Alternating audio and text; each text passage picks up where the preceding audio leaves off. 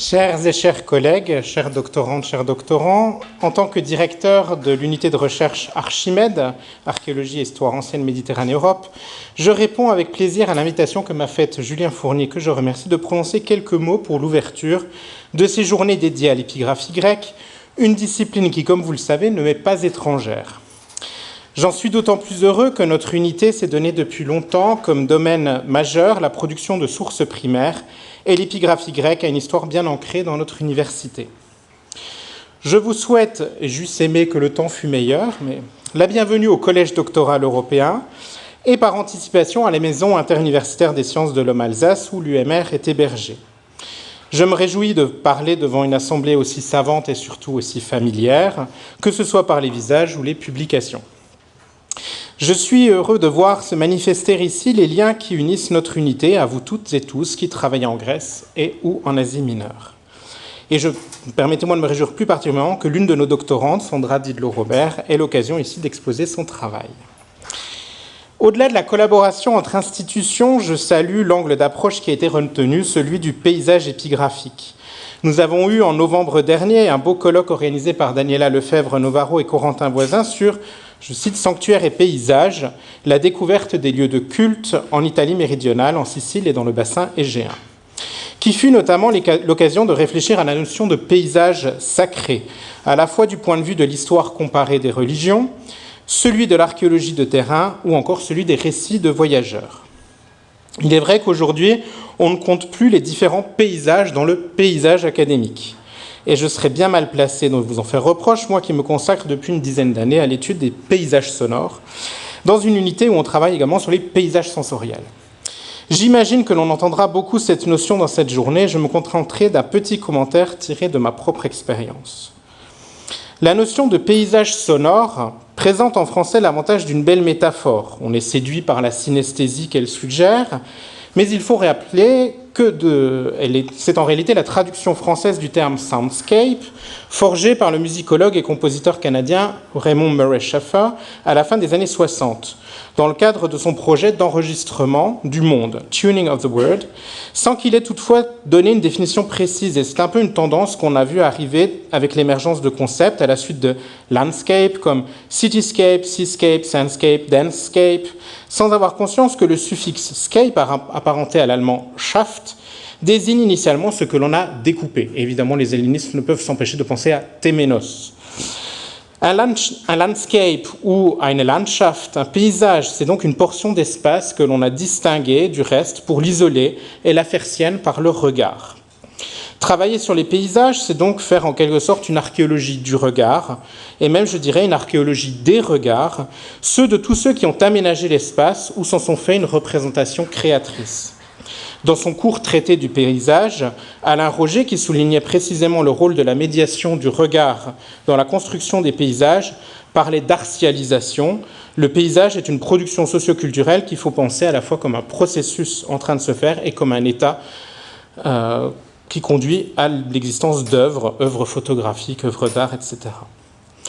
Ensuite, quand bien même nous serions face à la même portion d'espace, nous ne percevons pas les mêmes éléments ou les mêmes lignes de force.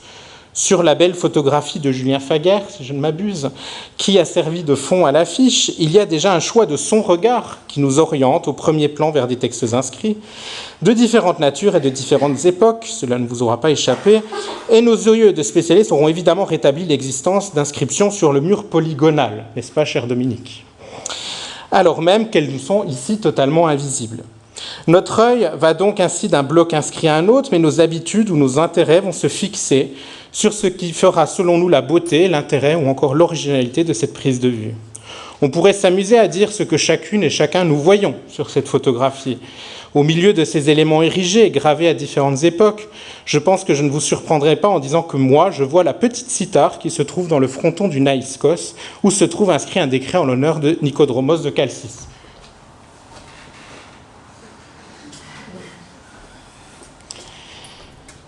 Je ne puis m'empêcher alors de reconstituer mentalement non seulement le paysage visuel de Delphes au moment où cette cithare a été gravée, mais aussi son paysage sonore, ou pour le dire autrement, à chercher dans ce cadre ce que les anciens ont laissé comme trace de ce qu'eux-mêmes voyaient et entendaient. J'espère que vous prendrez ces mots d'introduction pour ce qu'ils sont, une invitation à décentrer notre regard. Je crois avoir assez promené mon regard, et je pense qu'il est temps de vous rendre ces journées qui seront, je n'en doute pas, un espace d'échange et de discussion sur ce que chacune et chacun aura retrouvé comme indice de la composition et de la décomposition de ces paysages épigraphiques. Et je vous souhaite encore une fois la bienvenue en nos murs. Merci.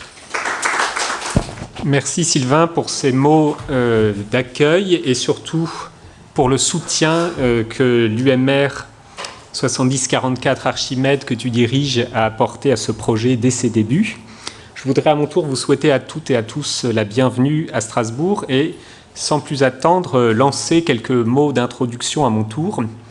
puisque on peut signaler que longtemps étudiées pour leur texte, les inscriptions le sont de plus en plus pour leur support et plus encore pour ce que leur contexte d'exposition permet de reconstituer d'une histoire de l'écrit et de ses usages. L'attention portée au lieu d'exposition n'est évidemment pas nouvelle. Les fouilles des grands sites de Grèce et d'Asie mineure ont fait apparaître, il y a plus d'un siècle déjà, d'importantes concentrations d'inscriptions, on parlait alors de gisements, qui furent rapidement associés à ce que les règlements anciens nommaient les epiphanestatoi topoi. Ce qui est plus récent, c'est la conviction que l'inscription ne se réduit pas à la valeur purement informative de l'écrit, au texte même, qui dans certains cas était autant, sinon davantage conçu pour être archivé que pour être gravé et exposé. L'inscription gagne ainsi à être mise en relation avec celle qui l'entoure, qui la concurrence parfois dans son environnement tant épigraphique qu'architectural, du moins pour qui s'intéresse à l'impression qu'elle pouvait produire sur le passant, qu'il en soit lecteur ou seulement spectateur. L'historien spécialiste de ces documents, l'épigraphiste, est ainsi de plus en plus un historien de l'écrit et de sa réception, avec cette particularité que le texte gravé est appelé à survivre bien au-delà du contexte historique lié à sa production.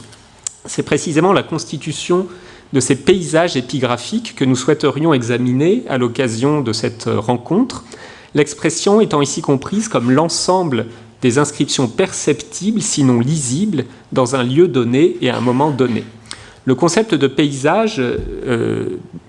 Sylvain nous l'a rappelé, a été amplement appliqué aux sciences de l'Antiquité au cours des dernières décennies, a fait l'objet de discussions, et certains de ces emplois ont parfois été jugés inadaptés. Dans le cas présent, il nous a semblé que lorsqu'on l'applique au champ épigraphique, le concept est opérant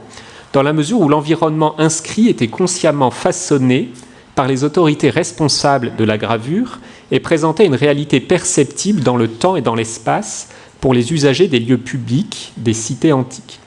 Différents travaux, d'ailleurs, se sont intéressés très récemment à cette question. On peut citer à titre d'exemple un article de Chiara Lazzani et de Stefano Tropea sur le paysage épigraphique d'Athènes à l'époque hellénistique,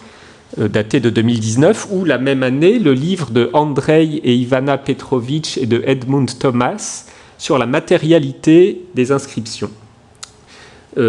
Sans compter naturellement tous les travaux, et ils sont nombreux, qui s'intéressent à l'agencement des inscriptions sur un même support. Par exemple, celui du temple d'Hécate à l'Agina, étudié par une équipe germano-turque et qui a donné tout récemment lieu à un article sur la reconstitution de cet édifice entièrement inscrit. Dans le domaine francophone, il existe aussi des travaux récents sur le sujet. Je pense par exemple au récent numéro spécial des cahiers des études anciennes consacré aux inscriptions monumentales en Grèce et à Rome, visibilité, lisibilité, efficacité.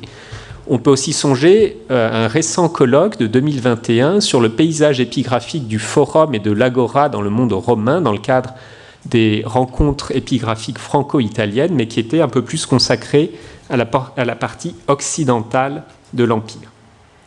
Il ressort de ces travaux et de beaucoup d'autres que la dimension spatiale est évidemment centrale dans la notion de paysage et qu'elle peut s'envisager à plusieurs échelles. Celle d'une cité tout entière, si on s'intéresse aux différents epiphanestatoi topoi qui ont pu coexister en son sein, celle d'un seul espace public, qu'il s'agisse d'une agora, d'un sanctuaire, des rues, des espaces en marge de la ville comme les nécropoles ou les ports, celle d'un bâtiment, je viens de le rappeler, si l'on prête attention à la disposition des textes les uns par rapport aux autres, à leur ordonnancement et à leur hiérarchisation éventuelle,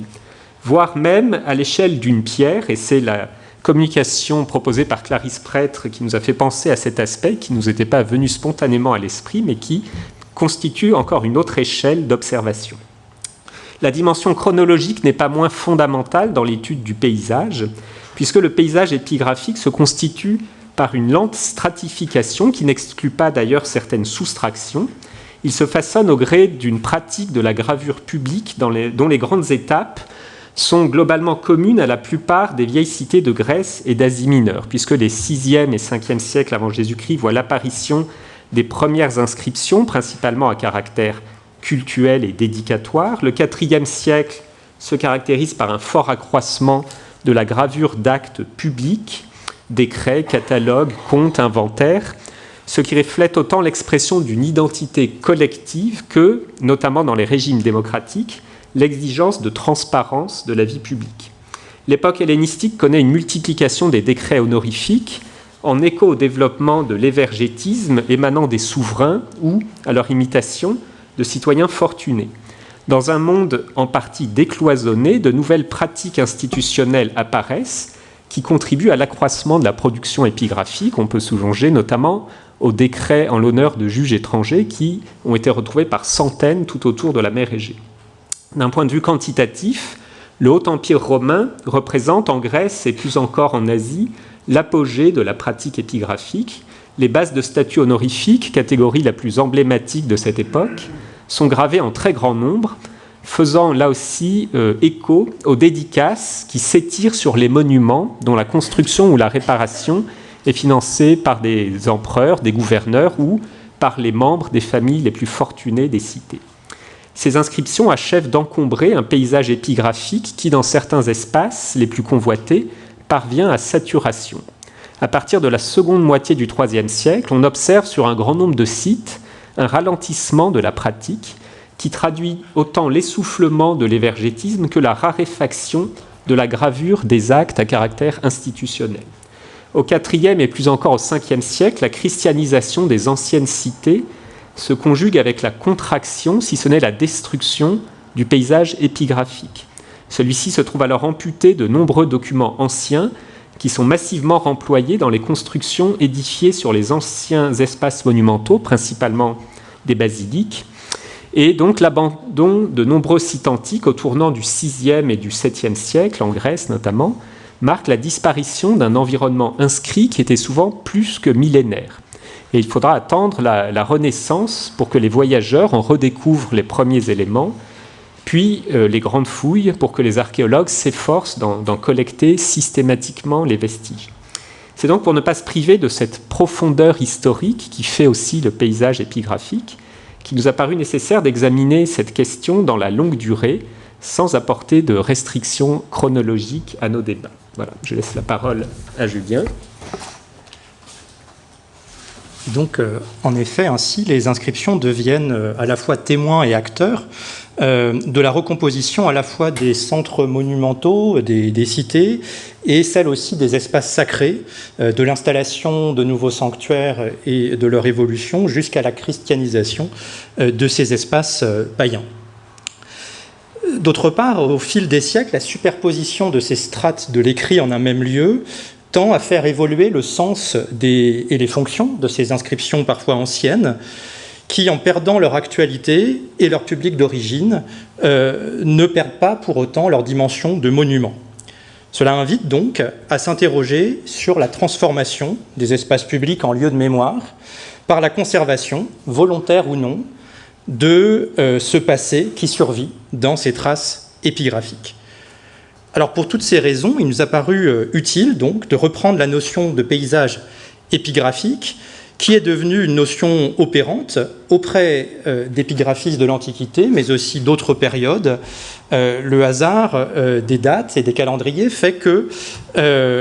au cours de cette même semaine, a lieu, nous venons de l'apprendre, un colloque international sur les paysages épigraphiques de l'État vénitien, donc à une autre période, mais avec des questions qui, sans doute, rejoignent les nôtres. En effet, les critiques de l'usage de la notion de paysage pour l'Antiquité ont pu souligner le caractère parfois passe-partout de la notion et ont pu la critiquer en particulier dans son application, notamment aux campagnes, alors que la conscience d'un paysage construit et sa perception esthétique font grandement défaut quand on contemple en tant que grec antique la campagne environnant la cité, ce qui rend le terme souvent anachronique. Mais justement, il nous a semblé que cette double dimension était réunie pour les environnements épigraphiques. D'abord, par la construction du paysage sur la longue durée et la conscience qu'en ont différents acteurs. Et d'autre part, par la perception visuelle de cet environnement qui était certainement perçu comme spectacle dès l'Antiquité. En plaçant donc cette notion au cœur de la réflexion au cours des 3 prochains jours, nous souhaiterions déporter le regard, comme ça a été dit tout à l'heure, au-delà du contexte immédiat de production de ces textes, qui sont souvent un contexte qui est souvent au cœur de la réflexion première de l'épigraphiste, qui cherche à les dater, afin de replacer le document dans le temps long, à travers plusieurs aspects, en favorisant d'abord un dialogue entre histoire des textes et archéologie, dont les conditions ne sont pas toujours réunies. Et de ce point de vue, on peut rappeler que ce que nous faisons ici n'est pas totalement nouveau. Ce type de dialogue entre archéologie, épigraphie, topographie, s'est fait en quelque sorte par la force des choses sur certains sites où il s'agissait de replacer les monuments dans leur contexte. On peut souligner à ce titre la modernité, à cet égard, de travaux comme ceux de Fernand Courbis, consacrés à la terrasse du temple de Delphes en 1915, où déjà dialogue, si l'on peut dire, l'archéologie, l'épigraphie, pour la reconstitution des monuments dans leur contexte. L'un des buts du colloque sera ainsi de favoriser cette rencontre, en rappelant que ce type d'études relève d'une démarche collective, et on se réjouit à ce titre qu'il y ait plusieurs communications écrites à 4 mains, ainsi que plusieurs travaux qui porteront de manière croisée sur les mêmes sites, et d'autre part, en focalisant l'attention sur des lieux qui nous paraissent féconds de ce point de vue, en particulier les grands sanctuaires comme Delphes, Délos ou Épidore, et les centres monumentaux des cités de Grèce, mais aussi d'Asie mineure. Enfin, cette notion de paysage est pertinente si on met justement au cœur de l'attention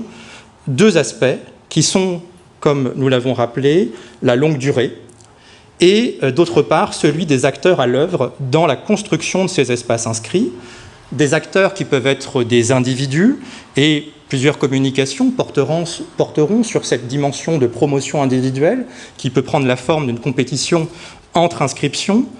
mais aussi, bien sûr, des acteurs institutionnels. Et à ce titre, nous mettrons l'accent sur l'analyse notamment des pouvoirs civiques. Ce qui passe d'ailleurs, et c'est le dernier point, par la question du statut des textes qui sont ainsi exposés dans l'espace public, des textes qui sont toujours des monuments, mais qui se dotent très souvent aussi d'une dimension de documents de référence qui ont, mais c'est la question, jusqu'à quel point, une valeur juridique, comme l'illustre la composition des grands murs inscrits, par exemple à Delphes, dont il sera plusieurs fois question au cours de ces journées, mais comme l'illustre aussi l'abolition de ces textes par leur martelage ou la destruction des stèles. Des thématiques donc qui seront abordées par plusieurs des communications à venir. Nous nous réjouissons de l'intérêt qu'a soulevé d'ores et déjà ce colloque, à la fois sur place et dans le public en ligne que nous saluons. Et nous vous remercions également, les participants à ces journées, d'avoir bien voulu vous prêter à cet exercice qui n'est pas toujours évident, mais qui, nous l'espérons, sera fécond pour réfléchir à l'évolution des sites que nous étudions et à la place des documents sur la longue durée au sein des communautés civiques. Enfin, nous remercions nos généreux soutiens, l'UMR Archimède, déjà évoqué, et son directeur Sylvain Perrault, l'Université de Strasbourg, qui nous accueille dans ses locaux, l'École française d'Athènes, qui a participé financièrement à ce colloque, le laboratoire Arscan également à Nanterre, et enfin l'Institut universitaire de France, qui prend en charge quelques-uns des hébergements. Encore une fois, je vous souhaite un bon colloque